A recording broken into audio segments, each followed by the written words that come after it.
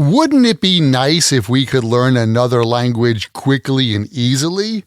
Oh, don't worry, this isn't a commercial, just an intro to this lesson. Isn't that why you're here? Let's go! Welcome to another Happy English podcast coming to you from New York City. And here's your English teacher, Michael. All right, thank you, John, and thanks, everyone. It's Michael here from Happy English, and I help people speak English better. And this is Happy English Podcast, episode 712, Negative Questions. Negative questions are questions that begin with the negative forms of the be verb and other auxiliary verbs. Like their cousins, tag questions, negative questions are often used to check what we think is true. Let's look at the construction first. Aren't we going to take a break for lunch? We start the sentence with the negative form of the be verb, aren't, followed by the subject, we. Aren't we going to take a break for lunch? This has the same meaning as, we're going to take a break for lunch, aren't we? Here's another example. Doesn't the boss want us to attend the meeting? Here, we start the sentence with the negative form of do, which is doesn't, followed by the subject, the boss. Doesn't the boss want us to attend the meeting? As I said, we basically use negative questions to check our understanding of the situation, much like tag questions are used. Imagine you see someone at a cafe who looks familiar. Maybe it's someone you met at a party one time. You could check your idea by asking them like this. Aren't you Jack's friend? I think we met at his birthday party a few months ago. Here's another situation.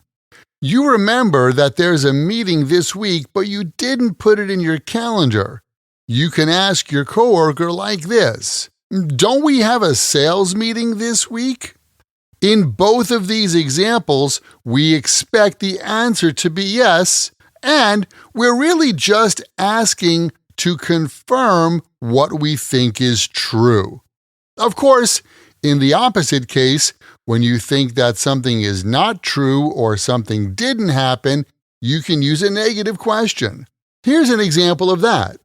You see your roommate is still sleeping at 9 o'clock in the morning. It seems like she doesn't feel well. You can ask her, aren't you going to go to work today? Don't you feel well? Here's another example. Imagine you're at a really boring meeting. You're hoping the meeting will be over soon, but you're pretty sure that's not going to happen now. So you can turn to your colleague and say something like this. Can't we leave yet? Isn't this going to be over soon? In each of these examples, you basically have a pretty good idea what the answer is going to be, but you ask the question anyway just to confirm. In a similar way, we use negative questions when we ask rhetorical questions. These are questions that you ask as a way of making a statement, so you don't expect the other person to answer. Oh, wait, a question you ask, but you don't expect an answer? Oh, that's weird, man. Yes, but in English, we quite often express our opinions indirectly, and negative questions are one example of that. You probably know statements beginning with WH question words like what and how. What a nice day! How beautiful! What a fun party! Well, we can use negative questions in the same way, like this. Isn't this a nice day? Aren't these flowers beautiful? Don't they make the best pizza here? Questions like these are not really looking for information, they are just used to express your opinion. Let's compare. If I'm at a new school on the first day of class, I may ask someone, Is this the right classroom for Michael's English lessons? I ask a direct question like that because I'm really not sure whether or not this is in fact the right place or not. Is this the right classroom? Is a genuine question used to obtain information. But maybe I think this is the right classroom, but I'm not 100% sure. I may try checking my idea with a tag question. This is Michael's classroom, isn't it? I can do the same thing with a negative question. Isn't this Michael's classroom? I can find out about whether or not I'm in the right room with either question. But when your friend brings you to their favorite pizzeria and during the meal says, "Isn't this a great restaurant?" they are not trying to find information. "Isn't this a great restaurant?" is a rhetorical question, which is an indirect way to give an opinion. In the 1960s, the California pop group The Beach Boys asked us one of the most famous rhetorical questions of that decade. Wouldn't it be nice if we were older? Wouldn't it be nice if we were older? That's interesting to me because nowadays, the question I always ask is, wouldn't it be nice if I were younger?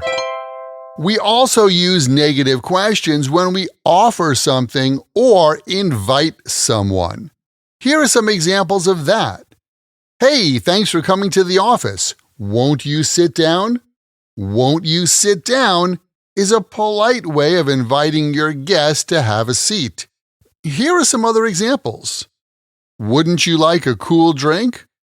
"Why don't you let me help you move that heavy box?"